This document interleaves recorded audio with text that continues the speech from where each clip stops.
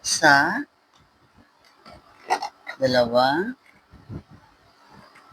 tatlo.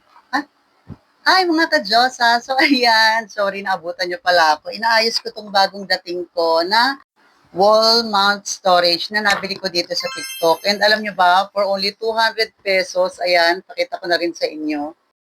Napakarami ko na nga rin mailalagay dito. And this is the new design ng wall mount storage na binili ko dito sa TikTok. Kung maaalala nyo, yung una kong pinag sa inyo is the acrylic. Lahat ay full clear sides.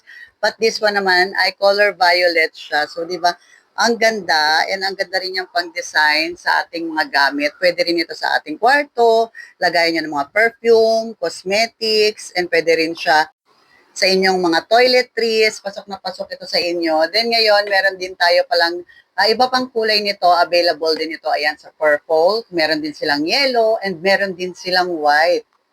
And nakakatuwa dito kasi 220 pesos ko lang to nabili and napakadali niya lamang i-assemble, di ba? By the way, meron nga pala siyang butas dito sa likod kasi pwede nyo siyang ihang sa mga walls ninyo kasi meron na rin siyang frame ganito na pandikit. So, ididikit mo lang ito sa wall ng madali lang tapos meron siya ditong ganyan para maihook mo siya. Yan.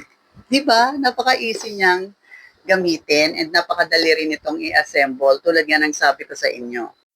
Kaya kung nagustuhan nyo yung unang acrylic design storage na pinakita ko sa inyo, for sure, mas magugustuhan nyo ito. Sobrang cute niya. And also, gusto ko rin sana yung ibang kulay, katulad ng white and yellow. Baka bumili ulit ako soon. Kaya kung gusto mo rin ng ganitong klaseng mga wall design para sa mga gamit mo or tingin mo ay kailangan mo ito ngayon, ilalagay ko yung yellow basket dito sa baba para makakuha din kayo. This is only for only 220 pesos. Not bad na po kasi hindi po manipis yung kanyang mga material. So, yun lang and have a great day po. Bye-bye!